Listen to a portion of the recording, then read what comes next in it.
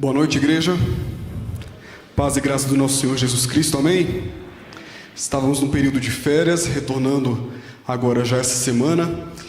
Meus queridos, e nesses momentos onde nós paramos um pouco, eu gosto de revisitar algumas coisas que no passado Deus de alguma forma tocou meu coração, me ensinou alguma coisa. Eu lembro que estava mexendo nos meus documentos e lembrei de um sermão, na verdade uma devocional que eu levei para os adolescentes e hoje eu trago como sermão para a igreja. Nosso tema de hoje é esforçando-me para ser inútil. Esforçando-me para ser inútil. Quero convidar a igreja a abrir a palavra do Senhor no Evangelho segundo Lucas, capítulo 17. Faremos a leitura do versículo 7 até o versículo 10.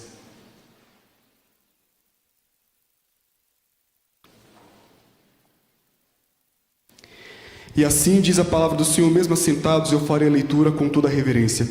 Os irmãos podem acompanhar. Qual de vós, tendo um servo ocupado na lavoura, ou em guardar o gado, lhe dirá quando ele voltar do campo: vem já e põe-te à mesa? E que antes não lhe diga: prepara-me a ceia, cinge-te e serve-me, enquanto eu como e bebo, depois comerás tu e beberás. Porventura terá de agradecer ao servo porque este fez o que lhe havia ordenado? Assim também vós, depois de haverdes feito quanto vos foi ordenado, dizei: somos servos inúteis, porque fizemos apenas o que deveríamos fazer. Lembro que uma das frases mais marcantes do grande reformador João Calvino é essa: o meu coração te ofereço ao Senhor, de modo pronto e sincero. Pronto e sincero. E quando eu leio essa frase, uma frase que está estampada em algumas das obras de João Calvino, eu me lembro que esse homem de fato viveu essa realidade, porque foi um homem entregue ao Senhor. Um homem que consagrou sua vida, seu ministério ao Senhor. É alguém que eu posso afirmar, lendo a história, lendo a sua biografia, ele gastou os seus dias para o Senhor. E não somente ele, como tantos outros. Eu imagino que a vida ou a frase de Calvino foi uma das inspirações para o nosso hino 312, onde no refrão nós encontramos a seguinte observação: por Jesus é trabalhar, prontamente, fielmente trabalhar, em servi-lo que prazer, e só tu, ó crente, o poderá fazer. Então eu entendo que esse homem do Senhor foi um homem que entregou, viveu, obedeceu, enfim, trabalhou. O Senhor não tem dívida comigo nem com você. O fato de um dia, ou em toda a minha vida, eu trabalhar de forma operosa para o Senhor, não torna Deus meu servo ou endividado comigo. E nessa noite nós vamos ver que eu preciso abandonar essa falsa concepção de que algum trabalho meu obrigará o Senhor a me abençoar e estar de alguma forma submisso às minhas qualidades, habilidades, tempo e serviço. O que nós acabamos de ler aqui é uma parábola. É a parte de um discurso de Jesus onde ele está ensinando alguns princípios espirituais para que as pessoas pudessem aplicar na sua própria vida. E esse discurso de Jesus, essa parábola de Jesus, está totalmente atrelada a alguns ensinamentos anteriores. Está totalmente conectada à doutrina de Jesus sobre os tropeços, no versículo 1 e 2 desse mesmo capítulo. Está totalmente conectada à doutrina de Jesus sobre o perdão, já no versículo 3 e 4. E totalmente conectada à doutrina de Jesus quanto à fé. Essa parábola, então, ela está conectada. Meus irmãos, e para a didática dessa noite, o nosso objetivo é olhar para a parábola e, no final, fazer todas as conexões conforme Jesus intencionou. Qual a primeira lição, então, que eu consigo extrair dessa parábola? A partir do verso 7, que diz assim: qual de vós, tendo um servo ocupado na lavoura ou em guardar o gado, lhe dirá, quando ele voltar do campo, vem já e põe-te à mesa? Esse versículo, essa parábola, traz à tona o paradigma da servidão. Jesus usa uma referência cultural da época, porque haviam pessoas ricas, senhores de terras, animais e até mesmo de pessoas. E esses homens possuíam também servos, servos que eram responsáveis, perceba, pelos serviços gerais, o cuidado da lavoura, o cuidado de animais e até mesmo, em algumas circunstâncias, atividades domésticas como cozinhar. Jesus usa o contexto histórico para trazer à tona uma verdade sobre minha e a tua vida. O paradigma da servidão: nós somos servos. Nós fomos chamados ao Senhor para sermos servos, doulos, escravos, sempre servindo, obedecendo fielmente e obedientemente ao nosso Senhor. E esse paradigma, essa perspectiva, eu encontro ela de capa a capa na Bíblia Sagrada. No Antigo Testamento, Abraão foi chamado de servo do Deus vivo. Jacó foi chamado de servo do Deus vivo. Moisés, o rei Davi e até mesmo o povo de Israel, todos eles foram chamados de servos do Deus vivo, porque eles estavam envolvidos no serviço ao Deus vivo. Quando eu olho para a pessoa de Cristo, ainda no Antigo Testamento, ele também é chamado de o servo do Senhor, aquele que se entregaria em absoluta obediência ao plano do Pai, plano de redenção do Pai, servo do Senhor.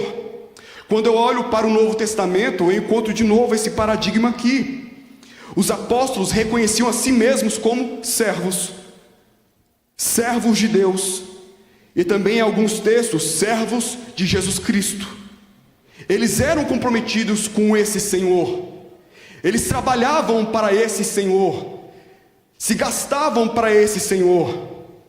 E nós recebemos a vocação para a servidão. O dicionário define servidão como que não tem livre disposição da sua vontade, dos seus pensamentos, dos seus atos, que presta serviço de criado, servente, serviçal, que vive sob o domínio de um senhor, escravo. Nós devemos servir de fato e verdade ao nosso Deus. Nós somos servos desse Deus vivo. João, capítulo 12, versículo 26, nos convoca, nos convida a essa servidão, viver em serviço a esse Deus. E não somente a Deus, como a Bíblia também nos orienta a servir ao próximo. E hoje a pregação dessa manhã foi amando ao próximo. Eu estou servindo ao próximo, exaltando então a pessoa do meu Deus. A figura bíblica para o cristão não é senhor. A figura bíblica para o cristão é servo.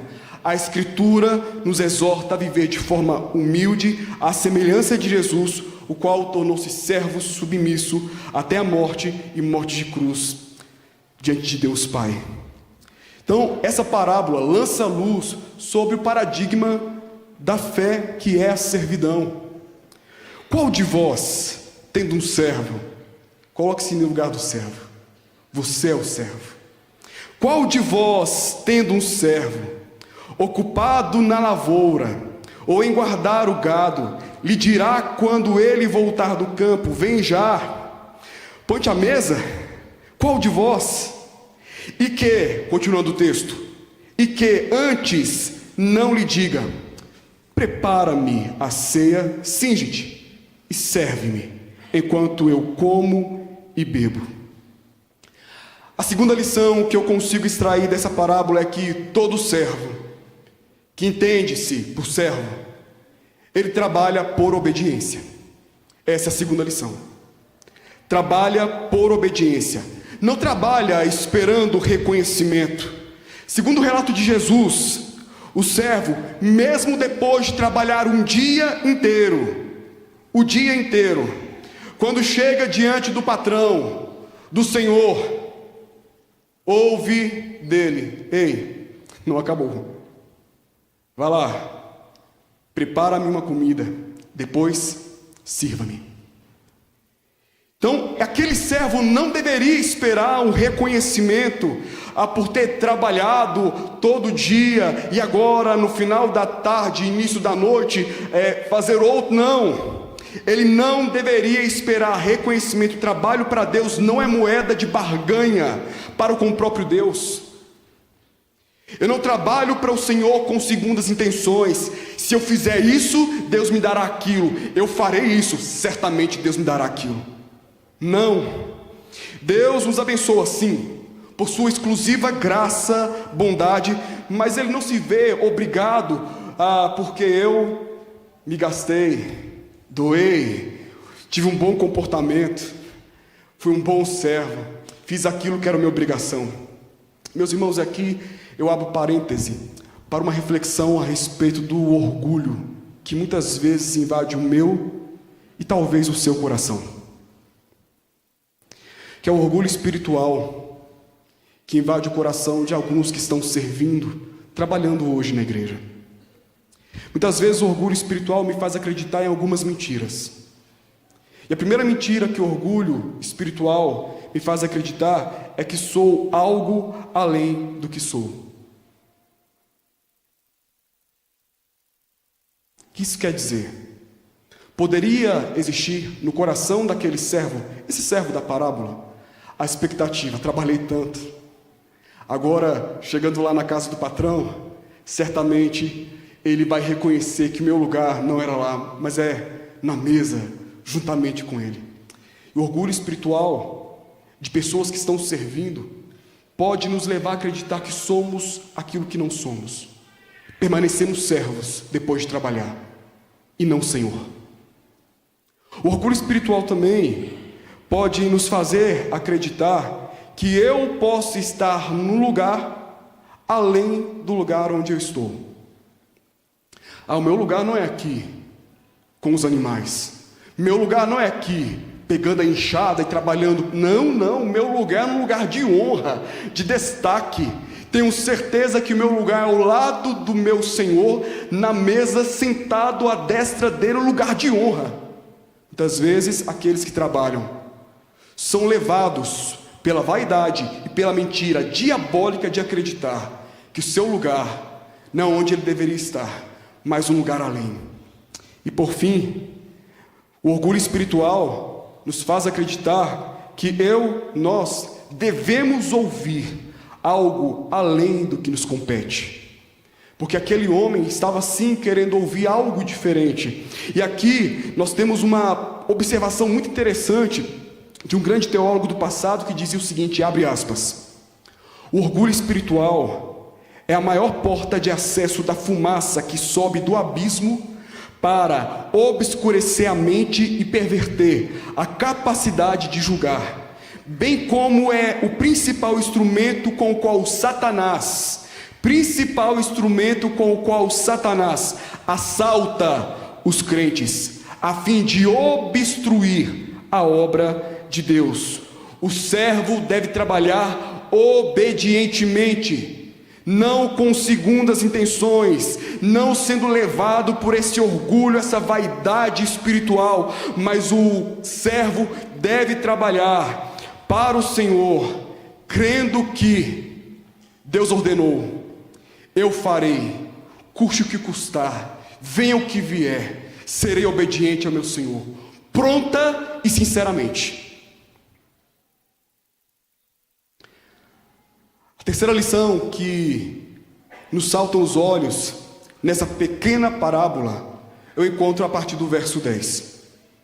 E diz assim, palavras de Jesus: assim também vós, depois de haverdes feito quanto vos foi ordenado, dizei: somos servos inúteis, porque fizemos apenas o que deveríamos fazer. Jesus conta a história e ele mesmo fez a aplicação. Olha que incrível! Jesus revela que, de novo, o paradigma da fé cristã é a servidão. Ele revela que o trabalho do cristão deve ser um trabalho esvaziado de orgulho, consistindo apenas em humildade obediente.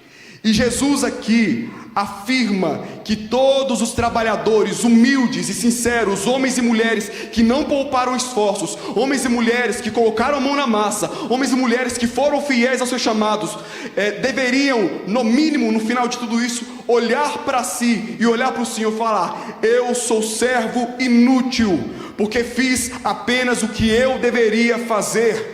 Meus irmãos, nós somos arrogantes por tão pouco. Nós somos arrogantes por tão pouco. O trabalhador deve fazer a obra que ele foi chamado para fazer. Eu sou inútil diante do Senhor se só servir ao Senhor pregando. Eu sou inútil diante do Senhor se só servir ao Senhor ajudando o aflito. Eu sou inútil diante do Senhor se só servir ao Senhor amparando a viúva, consolando o abatido. Eu sou inútil diante desse Senhor se só fiz aquilo que eu deveria fazer. Eu sou arrogante por muito pouco, ensoberbeço-me por muito pouco, envaideço-me porque canto no coral, porque tenho algum cargo de liderança, porque sou diácono, presbítero, pastor, algum líder de alguma sociedade, porque algum dia do meu ano eu dediquei a uma obra do Senhor. Eu sou arrogante por tão pouco. Diante disso, descobri que eu preciso me esforçar mais para chegar à categoria de inútil. Porque nem inútil, talvez essa poderia ser a minha identificação.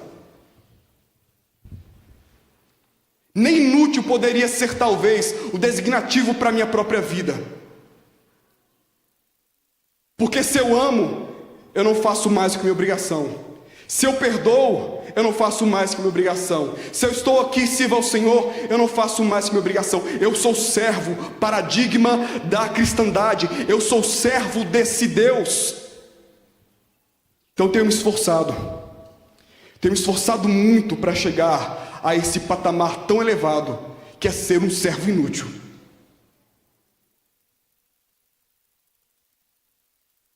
E quando nós olhamos para a palavra de Deus, nós encontramos o servo por excelência, que é o próprio Cristo. E quando nós observamos a obra, o trabalho de Jesus Cristo, nós percebemos que não há na obra dele, no trabalho dele, na vida dele, espaço para vaidade. Ele afirma que está fazendo a obra de Deus o Pai.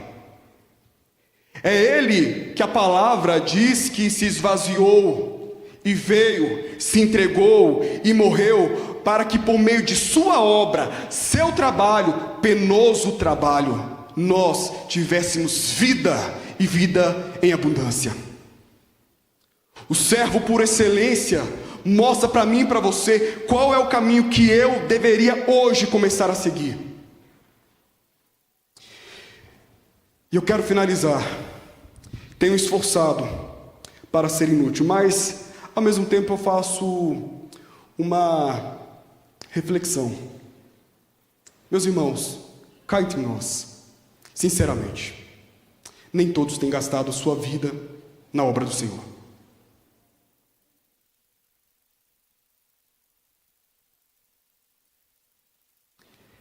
E a pergunta que eu faço é, diante do texto, qual seria o designativo para esse tipo de pessoa? Eu confesso, eu não sei. E a Bíblia, a palavra do Senhor, ela, diante dessa realidade, ela abre nossos olhos para que os nossos dias sejam gastos intensamente, inteiramente, com intencionalidade, para o louvor e glória do Senhor. E eu quero então conectar essa ideia de Jesus as palavras dele, inicialmente, que não foram lidas. Jesus, quando estava pregando, estava ensinando essas palavras que traria para aquele povo uma direção espiritual para a vida. Jesus falou no versículo 1 e 2, do capítulo 17, sobre tropeços, depois sobre o perdão e depois sobre a fé. O que Jesus estava querendo dizer com tudo isso? Jesus está querendo dizer que viver uma vida digna do Evangelho, não tropeçar e não ser pedra de tropeço, perdoar o outro, o próximo, aquele que me ofendeu, e até mesmo ter uma vida de fé, de ser desenvolvido na fé. Todas essas questões dogmáticas, teológicas e práticas também, elas estão totalmente conectadas com esse princípio de servidão. Quando eu vivo essa realidade de olhar para a minha própria vida, me esforçar e bater, esmurrar meu próprio corpo para não pecar, ser exemplo de piedade e amor ao Senhor. Quando eu me esforço e corro atrás de obedecer ao Senhor, perdoando aquele que me ofendeu, quando eu pratico tudo isso, eu estou fazendo apenas aquilo que eu deveria fazer e eu não poderia me ensoberbecer por isso. O desafio dessa noite é: sejamos servos. Esse é o paradigma da fé. Servidão. Servir ao Senhor com alegria. Servir ao Senhor com tudo que somos. Que Deus tenha misericórdia primeiramente de mim. Que Deus tenha misericórdia de cada um aqui que exerce liderança. Que Deus tenha misericórdia de todos nós, povo dele, para que a vaidade e o orgulho não encontrem lugar em nossos corações, mas que o ano de 2025 seja o ano onde talvez nós temos, no mínimo, a condição de sermos chamados servos inúteis. Que Deus tenha misericórdia.